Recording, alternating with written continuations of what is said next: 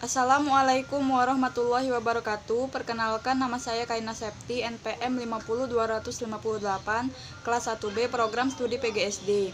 Saya membuat video dalam rangka untuk memenuhi tugas mata kuliah pengantar komunikasi dengan dosen pengampu Bapak Dedi Firduansa, Magister Pendidikan. Baiklah, di sini saya akan menjelaskan sedikit materi tentang kemampuan komunikasi secara efektif. Sebelumnya, saya akan menjelaskan apa itu kemampuan. Kemampuan adalah potensi seorang individu untuk menguasai keahlian dalam mengerjakan beragam tugas dalam suatu pekerjaan atau suatu penilaian atas tindakan seseorang. Lalu, saya akan menjelaskan apa itu pengertian kemampuan komunikasi secara efektif, kriteria apa saja untuk memenuhi kemampuan komunikasi secara efektif, dan strategi dalam meningkatkan kemampuan komunikasi secara efektif. Pengertian kemampuan komunikasi secara efektif.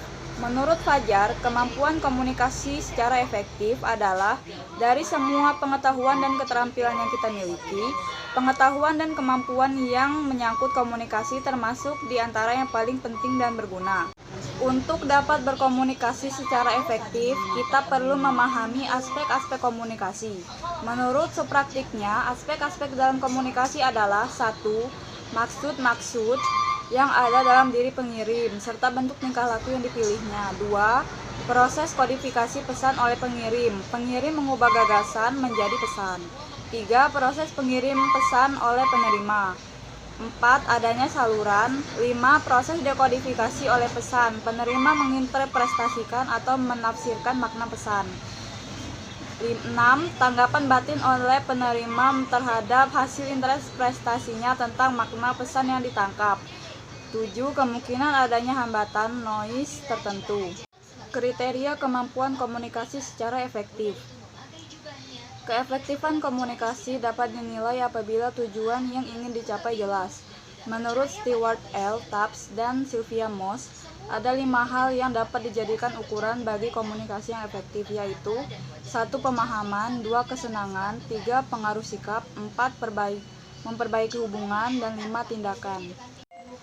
Faktor-faktor yang mempengaruhi kemampuan komunikasi dalam pengungkapan diri menurut DeVito.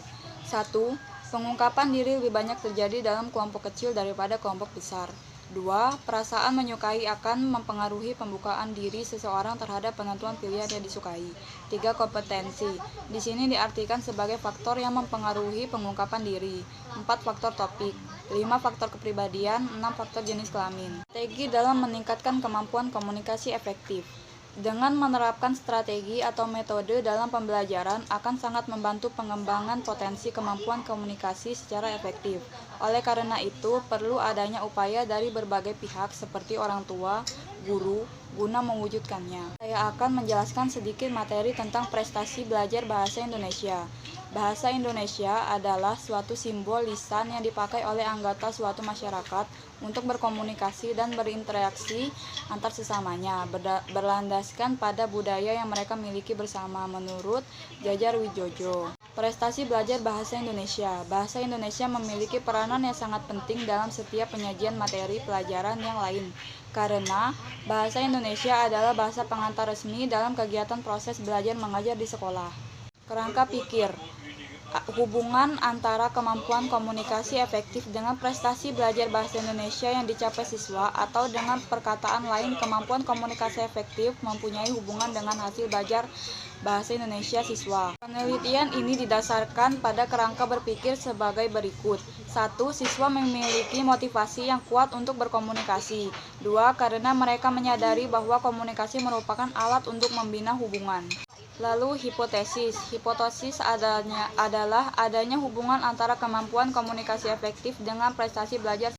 Itulah materi yang dapat saya sampaikan. Lebih dan kurang saya mohon maaf. Sekian, terima kasih. Wassalamualaikum warahmatullahi wabarakatuh.